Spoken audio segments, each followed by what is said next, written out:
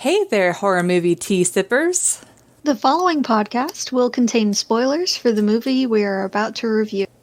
If you have not seen the movie and do not wish to have anything ruined prematurely, then please do not continue to listen until after you have seen the movie. And welcome to the Horror Movie Tea podcast.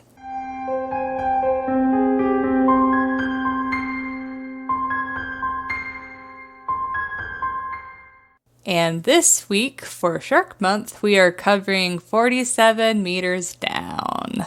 Mwahaha.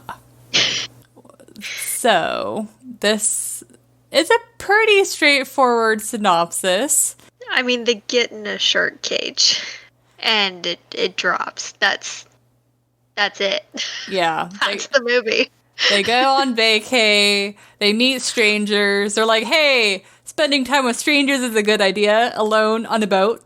And then they go into a rust bucket of a cage, and then of course it breaks, and then it drops, and then there's a movie. Congrats. Bad decisions were made, shenanigans ensue. Yes. Karma. That's the movie. That's basically the movie. Yeah. Lesson learned. So, this movie had us laughing the entire time. This is not the first time we have seen this movie. The first time we saw it, we actually laughed harder. Yeah. And backed it up at a couple of points to rewatch it over and over again.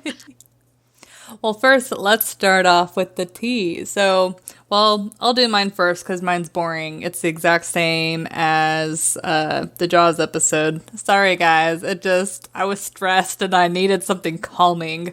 I am drinking the Tivana Citrus Lavender tea. Well, I am drinking Celestial Seasonings. Celestial Seasons. I think it's Seasons. Yes. Citrus Sunrise. It's got rose hips, hibiscus, orange peels, tangerine peels, blood orange, and blackberry leaves. Surprisingly. I'm having a can't really taste the over blackberry, here. but it's some good stuff. And no caffeine, but 100% of the vitamin C daily requirement, so. Well, are you their spokesperson? I wish sponsor me. Because you certainly sold them to me. I was like, this is a really strong citrus flavor. I love it. It just makes you wake up and have a little pep in your step, but there's no caffeine. So I'm like, what is in this? It's all citrus. Citrus wakes me up. Well, plus, I love rose tea, like any sort of rose tea. It's kind of a weird taste, but It's more on the back end of it. It's like a back note, and it's very, very, very subtle. Yeah. It's very citrusy. Very citrusy. Yeah. But it's delicious, and it's summer, so... Yay! Needed my citrus. So, entertainment skill-wise... I know you are going to have a lot more to talk about than me. Well, you can articulate a lot better than I can. So I'm going to go ahead and say I give this movie a 6 because as god-awfully inaccurate as it is, we literally laugh every time, and it's so... We do. We have fond memories of it now. And then plus, I mean, there are a few intense moments where it gives me the heebie-jeebies, but it's just so enjoyable to laugh at and have commentary on it. So I can't hate it. Yeah, this is a great friend movie to just... We are the peanut gallery in this movie the entire time. Yes. So it is very entertaining to watch this, especially with you. So I also give it a 6. Just, the fond memories. It is fun to watch. It is completely inaccurate. pretty much what they get right is they use a boat to travel in the ocean, and sharks live in the ocean. That's about it. Yep. And mask goes on the face. And you need a tank to breathe. Yep, that's about it. Oh, man. Well, do we want to move on to the realism skill? Well, okay, first, I need to tell a story. So whenever we very first saw this movie, the scene where Lisa and Kate swim up to try and get to the boat. Yeah. With their flares. Yes, and they release the flare, and all three sharks have their mouths open, and they're like evil villains, like, ah! And like, whenever we first saw that, we had to pause it because we were laughing so freaking hard, and we're just like, ah? It's like kids that got caught right before they got their hand in the cookie jar. Yeah. The lights went on and they scattered. It's like, what freaking light's gonna scare the shark? They don't know what fucking fire is. They're sharks. They live in the water. But they're like, oh, shoot, light. Scatter. Yeah. It's like cockroaches. Like. Yeah. The awe? Oh my god. That's the best scene. That is the best scene in the entire movie. I know. Great. Oh my god. Oh, I love that movie. That scene in particular is great. Oh man, it was the best. But the reason why I was bringing up that scene right now was because I thought it made a lot more sense to bring it up. Because it was entertaining versus realistic, yes. So. Yeah. It was not realistic. But then again, none of the movie is. Yeah.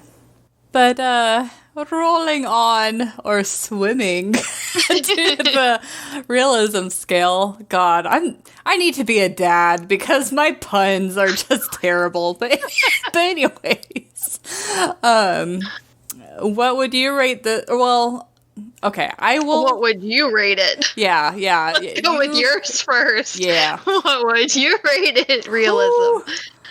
I mean, what you said before about what they got right was pretty accurate, so I'm gonna give this, like, a 1 or a 2. 2. I'll do a 2. A safe 2. Yeah, I was gonna give it, like, a 2 or a 3. Yeah. It was not accurate. Well, I love how the one thing that would have prevented this movie from even happening is if the sister Kate wasn't such a bully into getting Lisa to first get on a boat with strange men and then get in a cage that is completely rusted. It's just... I mean, they went wrong a few ways before that. They kept meeting these men. I mean, they're on vacation in a completely different country. They met them at a bar. Yeah. / club. Yep. They met up with them, and the guys talked them into the cage diving. And the sister did push her into it. The main character, Lisa, had just gone through a breakup, saying that her ex basically told her that he got bored with her, that she was boring. Yeah. So her sister was saying, if you want to, these would be the kind of pictures that an exciting person would take. These are not the kind of pictures that a boring person would take. Basically, like, if you want to get this guy back, here's an exciting thing that you can show him that you are fun in. Which is stupid, because I feel like... Better ways. Yeah, well, plus, if you're having that much trouble with the guy, move on. There's better fish in the sea. Not worth it. Yeah, he's not worth it, honey. Throw that one back. Grab you another one. But then they get to the beach, and the main character, Lisa, has never dived before. So this should not even be an option for her. Snorkeling would be an option. Yeah. That's fine. Scuba diving, whether you're in a cage or not, you need to know how the equipment works. You need to know how to handle it. You need to know what to do if something goes wrong with it. So, this is not... You don't just go, oh, they'll show me when I get on there. This'll be fine. No, this is not a thing you do. Nope. And you're actually supposed to have some kind of certification or something before you do something like that. And they're supposed to check that before they even go out in the water to the site. And if they don't check it until you're out on the site, then you're staying on that boat. You're not getting in the water. Yeah.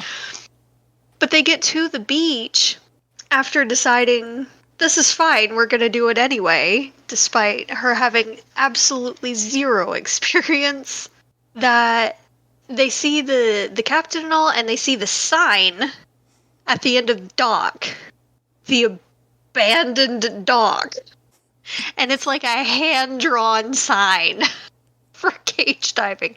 I'm sorry, sweetie. To me, I'm a girl in a foreign country with guys I don't know. My mind immediately went human trafficking.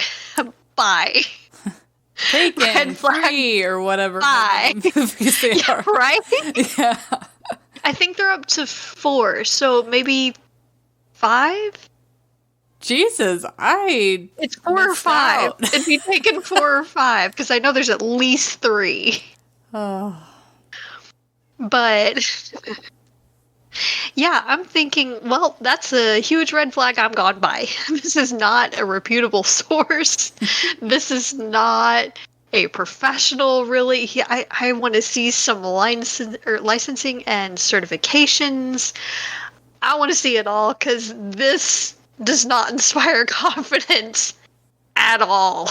No.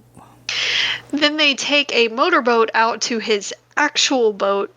Not sure where they stashed the motorboat, by the way. The boat that they're on is just a little bit bigger than the motorboat that they took out there. But you see the boat as they're coming upon it from the motorboat, and it is a tetanus shot away from sinking. This thing is rusted all to... You put it very, very well, Alyssa, when we were watching it. That boat was worse than the boat on Jaws. Yes. Yeah. This thing was ready to sink. It was ready to fall apart. With all the rust on it, it was going to crumble into the ocean, and we were about to watch open water at that point. But you see the crane thing, completely rust. And you see the cage, also complete rust. Good signs, good signs. And they still decide, we're gonna do this. I'm sorry, at this point you deserve to be stuck down there and eat. This is a thing. I'm now rooting for the sharks. It's like you've proven that natural selection, or that you've lost at natural selection. Yep, this is Darwinism at work. Survival of the smartest, sweetie. And Lisa, the main character, kept saying, I don't want to do this. I'm scared. This doesn't feel right. And the sister bullies her again into agreeing to this. Yeah. Then they had another chance to not do the thing when the captain's strapping her into the vest and everything, which isn't honestly that hard. But he was doing the checks and everything, which is good to do. And then he said, check your gauges and everything, make sure you have the right amount of air and all, check your air gauge. And she had no idea which one it was. None. That should have been. And he just looked at her. Yeah. Yeah, he just looked at her like, you don't know what you're doing, do you? He's like, it's this one here. And then he kind of explained it to her nicely, just like as if he's reminding her. Yeah. Because I'm sure he's thinking, I'm going to get in trouble if she does something wrong. If something goes wrong, something happens to her because of my equipment, it's on me. Yeah. So he's trying to show her all these things, and they get in the cage after putting on the mask and starting the air. They start the air at this point, right before they get in the water. This is important for later. They're in the cage, and they're talking to each other underwater. You do see in their mask where the microphone is. What we do not see in the entire movie is how they're hearing the sound. There is nothing on either of their ears, on either of the women. And, okay, guys, just some background. We looked on the internet for like 30 minutes to like see how this is possible. We're these kind of fans. Because I'm sitting here. I have been diving before, and sound moves very, very differently in water. Yeah. And I'm not going to go into the science and all of it. I'm not going to do that to you guys. But sound travels very, very differently in the water. If you're talking into like a microphone or something, you need to have the receiver by your ear. Otherwise, you're hearing jacked. You're hearing nothing at all. You might be hearing somewhat muffled noises, but you're not going to be able to make out what they're saying with any kind of accuracy. We did look this up. We could not find a mask with communications that didn't have something by the ear. Yeah. Yeah. Though it makes me wonder how they would have been able to hear each other during filming. Like, I have no idea. Like, did they just they had the mic. They had the mic, so it went somewhere. So yeah, it probably picked up on the other end at the surface. Well, yeah, or they did. But it's like two people having a conversation. It's like, how would they know when the line was finished if they didn't have an earpiece? Unless if there's some, just you're thinking visual like, cues. You know your lines and you're watching them say it. Yeah. Basically. Man, that would suck filming like that, though. Yes, it would. Or the only other thing I can think of is that they did have that piece on there and they just kept editing it out and kept switching sides for whatever side that they're trying to film on. That's true, but it's like, why do that? We don't need to see their freaking ears. But that would make sense because they do a lot of side shots. Mm-hmm. So it would make total sense that they'd have an earpiece in one side while they're talking to each other, and then they'd switch it out. But because I realized that the first time we watched it, I pointed it out, and we couldn't take the rest of the movie seriously. Yeah.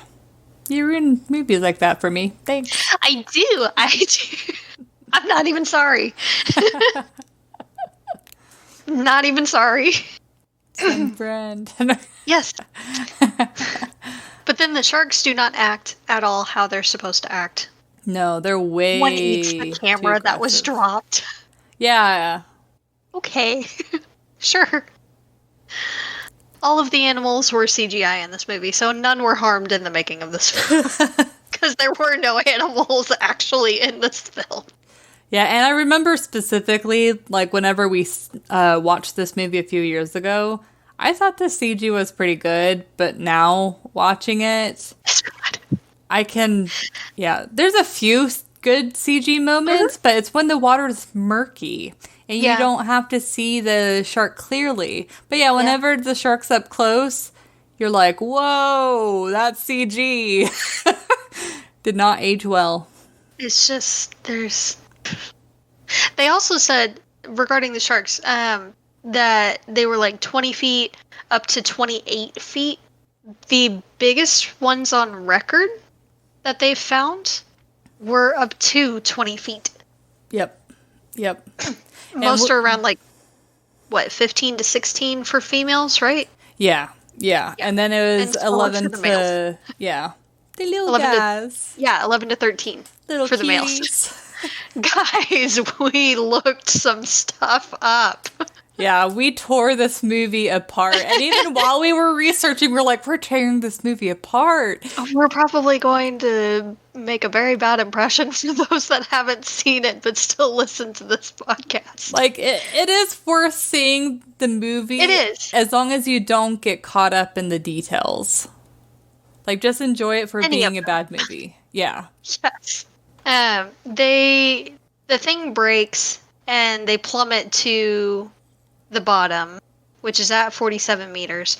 Her watch breaks, which it wouldn't have done at that depth. Most have a minimum depth of, I believe, 50 meters. But if that breaks and the gauge doesn't break, it just didn't seem... Doesn't make sense. Yeah, it doesn't make sense to me. Also, you're supposed to decompress going down and equalize the pressure, especially in your ears. As you descend, think about like when you're on an airplane. It works kind of the opposite way. When you're going up, your head is already releasing the pressure, so your ears automatically pop. And if they don't pop, you might have a slight blockage. That's why a lot of times they say to yawn or to chew gum. Going down is the same kind of thing. You need to equalize the pressure in your ears. And you do that again by yawning or holding your nose and blowing air with your mouth closed, of course. And that blows the air out the other way through your ears and pops them. And you're supposed to do that going down at regular intervals. They did not do that because they were screaming and plummeting at a very fast rate. They passed out, and when they came to, they just had a nosebleed. Sorry. Your eardrums are busted. Yeah. Flooding your ear canals. So, one, you're not hearing anything else, possibly permanently. And also you're bleeding. And there's going to be some vertigo. Because your inner ear, as I know very, very well, deals with balance and vertigo. For those that don't know, I have a right inner ear issue. Yeah. More on that at a later date. Suffice it to say, it's not fun. But they're going to be very, very disoriented. They're going to have bleeding ears. And they're not hearing a damn thing. At all. Yeah. If they're still alive. Yeah. Which, I mean, they could survive plummeting to that depth. It's not good for you at all. But then, the biggest issue, apart from the sharks, of course, that they keep bringing up in the movie is the amount of air that they have in the tank. That tank has a finite amount of air in the tank. And we did the math for you guys. Yeah. The horror movie nerds did the math for you guys. So an average tank, which they didn't really give us the specs in the movie, so we just based it on average. Yeah. The average tank has, if they have 200 bar in there, that would be about 3,000 liters of air. We're assuming it's a 15-liter tank. So 15 times 200 bar, that's 3,000 liters of air. The average person, there are varying factors, how big the person is, how athletic they are, their lung capacity, how fast they breathe, that kind of thing. But the average person breathes about 20 liters per minute of air at surface level. The further you go, the more the pressure increases. And when the pressure increases, things compress. Air compresses too. But your lungs are still the same, they still have the same capacity. So when you're breathing normally at a lower depth, you are actually breathing more air than you do at sea level. So about 10 meters down is 2 bar. Or sea level is 1 bar. Another 10 meters is 3 bar, and so on. So at that depth, it is about 5.7 bar of pressure. They have at sea level, at 10 meters, I believe it was, that we figured. Yeah. At sea level, they have about 150 minutes of air total. At 10 meters, let's see here, we assumed that they were at roughly 10 meters for about 5 minutes when they first went down in the cage. Mm-hmm. So they used about 200 liters of air during that time. Since that's about 40 liters per minute times 5 minutes. If they went down to the 47 meters, that's 114 liters per minute that they have time for. 3,000 liters divided by 114 is 26 minutes that they have of time total. Maximum. With a full tank, not using any before then. So having used a little bit of that, they had about 24 minutes total. They had about 24 minutes total at that depth of airtime. That is breathing normally. Yep. And they panicked a lot. They panicked a lot. The main chick almost hyperventilated how many times? Yeah. Half the movie, roughly. Yep. They'd have been dead about 3 times over. 2 to 3 times over. Because from the time that they got into the water, where they were standing on the cage, actually, just about to get in the water, but their mask was on and they were using the air, it was at about the 21-minute mark. When she got the new tank, shortly before the end of the movie, it was at about the 1 hour, 9-minute mark. So sorry, sweetie, you've already suffocated like twice over now. Yeah, and that's including all of the movie cuts that they made. So, yeah, there's no question that if anyone went through that scenario, they wouldn't make it, in that length of time. They were dead. Also, they kept talking about nitrogen narcosis and all, and how it is a big deal, and it can cause hallucinations and all. Not the acid trip that she had, but it can cause some hallucinations. It'll cause disorientation, euphoria, and things like that. But it is depth related. So the higher up you go, the more it dissipates and all, and you'd be fine once you get back up to the surface after a little bit. Mm-hmm. You'd be fine. Now, the bends is a real thing, and it's very important that you do decompress as you go up to the surface. And, I mean, it's something as simple as staying a few meters down from the boat and all, and just waiting it out, letting the nitrogen in your tissues dissipate, which it does fairly quickly. You'd only have to stay under there for just a few minutes or so. 3 to 5 minutes or so. It's really not that long. The issue that they don't really talk about, though, is apart from the bends, which you can still survive, it would be extremely uncomfortable and it can be dangerous, but you could potentially survive it. What you probably wouldn't survive, though, is when you're going up to the surface at a rapid rate.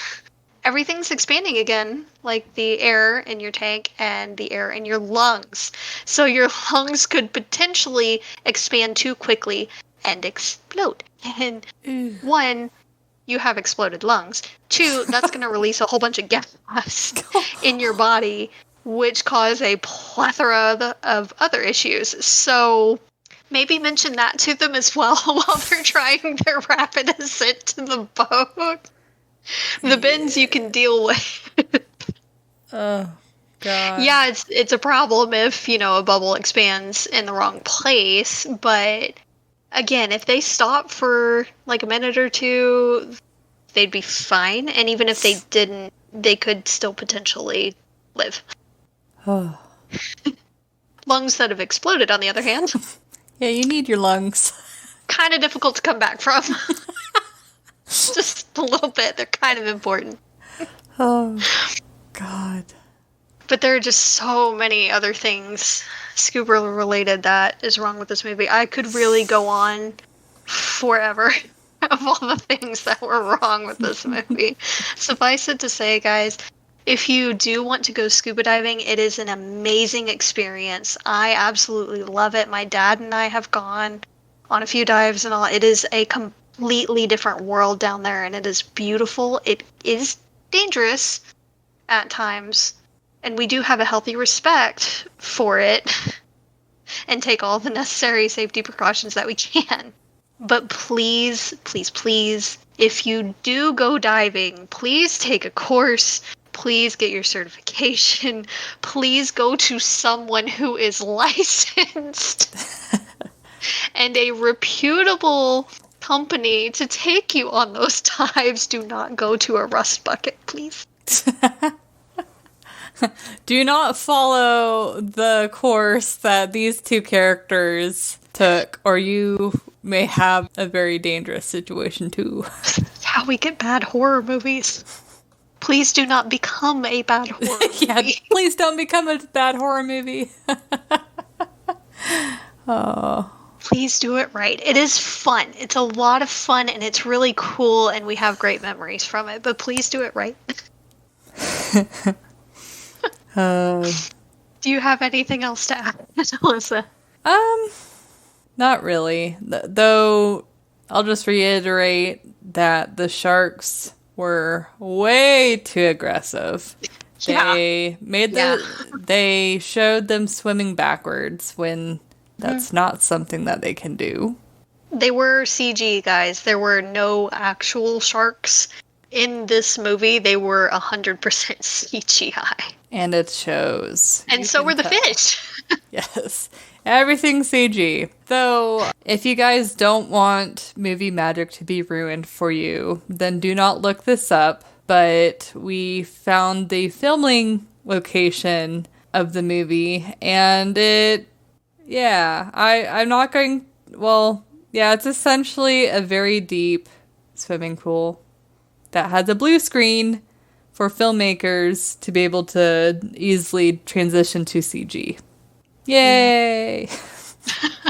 But it's like, I feel like me saying it doesn't ruin it as much as whenever you look at it and you're like, oh. It's the actual depth of the pool. That's what kind of ruined it for me a little bit. Oh, and 16 feet. How dare you? 16 feet. But it is pretty cool, though, because apparently quite a few movies film at that location. And so you get to see how they create, like, storms and stuff like that. I think that's pretty cool. It is pretty neat, and it's great that they can use that so that they can be less invasive to the wildlife if they are going to an actual site instead.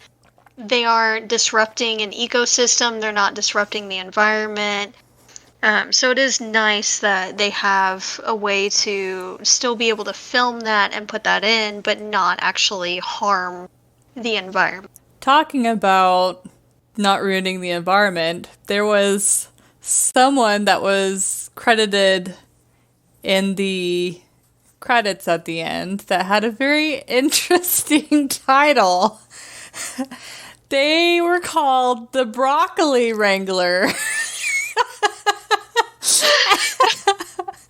And what they were... things you catch when you actually watch the credits. I know, there's actually another part where Jess had caught it, where there was the assistant, the second assistant, and then the... Yeah, it was the first assistant director, second assistant director, and then it said second assistant director. That was beautiful. Like, don't you dare call them a third assistant director. Like, whoever did the credits obviously had fun. But anyways, the Broccoli Wrangler, we looked it up, and someone did a freaking article about it. So this person... We had to know what it was. What? Because we were like, was everyone cast, like, vegetarian? Like, why would you need a Broccoli Wrangler? Well, he had a bag of broccoli, and he'd shake it over the water, and then that's how they'd have, like, the murky water effect. It was fucking broccoli. Which is gross, because one, that's going to smell awful, and two, after sitting in that tank, I hope to God they cleaned it regularly, because when it sits in water, it rots, and it creates little water worms called vinegar eels. And actually, that's something that a lot of fish keepers feed to their fry if they're breeding fish. If they're too small to eat, like baby brine shrimp or things like that, it's little microorganisms called vinegar eels that they feed to them instead. Ew. Fun fact. They were swimming in a lot of microorganisms from rotting broccoli. Have fun with that, guys. Yeah, I feel like we learned way too much about this movie, and it's still... We had to know. It's still not ruined for me, though. It's like, I'm still gonna watch it and enjoy the crap out of it. Honestly, I'm still going to enjoy it, but in the back of my mind, I'm gonna be like, they're only in 16 feet of water. But it was great, guys. It's not accurate at all, but it is fun to watch. Yeah. There are a couple of jump scares, but they're not, it's a shark movie. Yeah. It's not too unexpected. Yeah. It's like, if you see open water and it's suddenly quiet, then... They're coming. Yep. Spoopy. You just hear in your mind, da-da, da-da. So I guess it's like, we can't even say if we were in that scenario, because it's like, if I were in that scenario, I would not go with strangers on a boat, and if we fell the 47 meters, we'd probably be screwed. I mean, if somehow I was talked into going the next day, as soon as I saw the boat, I'd be like, haha, y'all are funny, bye. Mm-hmm. Yeah, no, that would not be happening. Nope. Now, if it happened on, a reputable company's boat, a freak thing happened and it broke down, what would you do? I would probably die. So, most sharks aren't really going to care about the human. They might be a bit curious, but most of them are not going to be as aggressive. Certainly not as aggressive as they were portrayed in the film. Yeah. With their awe. But if you leave the cage and ascend slowly and calmly, and when you get, a few meters or so away from the boat, just stay, decompress, let the nitrogen dissipate from your tissues and all, and then you can finish going to the surface and find a way to climb onto the boat. Yeah, I mean, I guess if you think about it, the whole reason why they had to make the sharks way more aggressive is because in an actual scenario, you're right, it's like the sharks would more than likely leave them alone, and even if they didn't, they'd maybe swim by. But especially if they were curious when you were at a lower depth, they wouldn't have the opportunity to come up and attack like at least specifically great whites normally do. Yeah, and even if they did bite again, like we said in Jaws, it probably wouldn't kill you. They'd probably get a taste and be like, ew, this is not what I want, and leave you alone. Yeah, I feel like if you were able to see it coming, there'd be a chance that you could swim to the right or left to... I mean, I know it happens so fast, but even moving a foot farther away would give it less of your body to attach to. So I feel like it'd at least be worth the shot rather than... And a lot of it is luck. I mean, and it does also depend on the sharks. There are some that are more aggressive than others, but for great whites, nah. They're pretty chilled. Yeah. There are just so many questions I have about this movie. Yeah. I just point to so many more inaccuracies. But I want y'all to go see it. Yes. Go see it. It is not accurate, but it is loads of fun to watch. Yes. Yes. It's a fun movie. If you need to involve alcohol or something else to make it a little bit more fun, then, I mean, I think it'd be more fun. It was great. But, or with tea. Nothing Always against tea. Yeah, drink it with tea. It doesn't have to be anything to get you relaxed or giddy. Hey, who said anything about it being spiked or not? Well, this is true. I'm just saying. We have no problems against it. I know, but I know there's some people that don't really like alcohol, so I'm trying to be inclusive for our audience. Y'all can drink whatever y'all please. Whatever floats your boat. Yeah, it's like, I know I'm not typically an alcohol drinker, but once in a while I kind of feel. Yeah. It's just one of those days sometimes, Absolutely. But go watch that movie, guys. It's a lot of fun. And there is more to come. We have 2 more weeks of Shark Month. So join us next week for another shark movie. Stay spooky and stay safe. Bye.